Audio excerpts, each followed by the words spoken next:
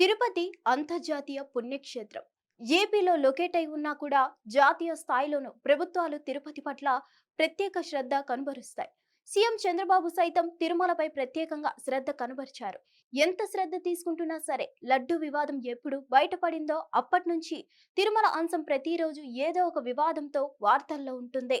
తిరుపతిలో ఇటీవల వైకుంఠ ఏకాదశి దర్శనం కోసం వచ్చి టోకెన్ల కోసం జరిగిన తొక్కిసలాటలో ఏకంగా 6గురు మరణించారు. ఇందులో 2 తమిళనాడు, కర్ణాటకకు చెందినవారు కావడంతో ఇది జాతీయ స్థాయిలోనూ కీలక అంశంగా మారింది. ఈ నేపథ్యంలో అసలు తిరుపతిలో ఏం జరుగుతుందన్నది కేంద్రం పూర్తి స్థాయిలో ఫోకస్ పెట్టిందని అంటున్నారు. ఇంటర్నేషనల్ ఇమేజ్ ఉన్న అత్యంత పవిత్రమైన హిందూ టెంపుల్లో ఏ చిన్న విషయం జరిగినా అది క్షణాల్లో వరల్డ్ వైడ్ అవుతుంది. దాంతో కేంద్ర ప్రభుత్వం కూడా ఈ అతిపెద్ద ఆధ్యాత్మిక కేంద్రంలో ఏం జరుగుతుందన్నది ఆరా తీసేందుకు కేంద్ర హోంశాఖను ప్రత్యేకంగా అరేంజ్ చేసింది. ఇక తిరుమలలో లడ్డూ కౌంటర్ దగ్గర అగ్ని ప్రమాదం జరగడం, అలానే అపచారాలు చోటు చేసుకోవడంతో వీటి మీద కూడా ఫోకస్ పెడుతున్నారట. ఇక 4-5 నెలల క్రితం తిరుమల లడ్డూల్లో కల్తీ జరిగిందన్న వార్తలతో ఏకంగా ఆధ్యాత్మిక ప్రపంచమే ఉలిక్కిపడింది. దాని మీద సుప్రీంకోర్టు ఆదేశాల మేరకు ఒక కమిటీని కూడా నియమించి దర్యాప్తు చేయిస్తున్నారు. అందులో కేంద్ర రాష్ట్ర అధికారులు ఉన్నారు. ఇదిలా ఉండగా తిరుమలలో ఇటీవల అనేక వివాదాలు చుట్టుముట్టాయని చెప్పుకోవచ్చు. రాజకీయ నేతలు పవిత్రమైన తిరుమల మాడ వీధుల్లో రాజకీయాలు మాట్లాడుతున్నారు. కొందరు స్వామి ఆలయ పరిసరాల్లో రీల్స్, ఫోటోషూట్లు తీసుకుంటున్నారు. అంతేకాకుండా తిరుమలలో ఇటీవల పరకామణిలో చోరీల ఘటన, 300 నకిలీ టికెట్లు స్కామ్ వరుసగా జరిగాయి. ఇవి చాలదన్నట్లు తిరుమలలో అన్యమత ప్రచారంకు చెందిన వార్తలు వస్తున్నాయి. ఇటీవల ఉత్తర ద్వార దర్శనం నేపథ్యంలో జరిగిన ఘటన యావత్ దేశాన్ని షాకింగ్ కు గురిచేసింది. దీనిలో 6గురు చనిపోగా 40 మందికి పైగా గాయపడ్డారు.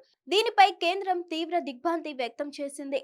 ఇటీవల లడ్డూ కౌంటర్లో అగ్ని ప్రమాదం తీవ్ర భయాందోళనకు గురి చేసింది.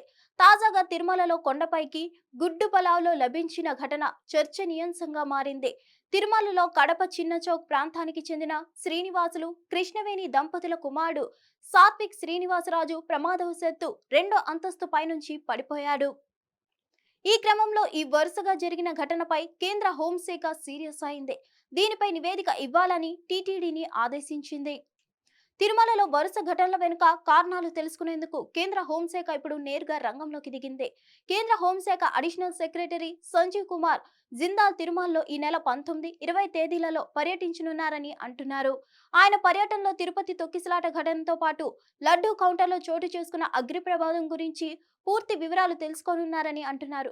ఇక జిందాల్ తన పర్యటనలో టీటీడీ అధికారులతో కూడా ప్రత్యేకంగా భేటీ కానున్నారని తెలుస్తుంది. ఈ విధంగా 2 రోజుల తన పర్యటనలో మొత్తం సమాచారాన్ని సేకరించి దాన్ని ఆయన కేంద్ర హోంశాఖకు నివేదిక అందించనున్నారని అంటున్నారు. విశేషం ఏంటి అంటే కేంద్ర హోంశాఖ అడిషనల్ సెక్రటరీ జిందాల్ తిరుపతికి విచారణకు వస్తున్న నేపథ్యంలో కేంద్ర హోంమంత్రి అమిత్ షా కూడా ఏపీలోనే ఉండడం, మొత్తానికి చూస్తే తిరుపతి విషయంలో కేంద్రం ఏ రకంగా రియాక్ట్ అవుతుందో అన్నది ఆసక్తిని రేపుతుంది. మరిన్ని అప్డేట్స్ కోసం stay tune to Hit TV.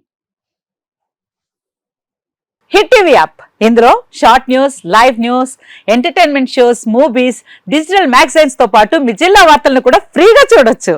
అంతేకాదు కేజీ నుంచి పీజీ వరకు విద్యార్థులకు స్కాలర్షిప్ కూడా అందిస్తున్నాం.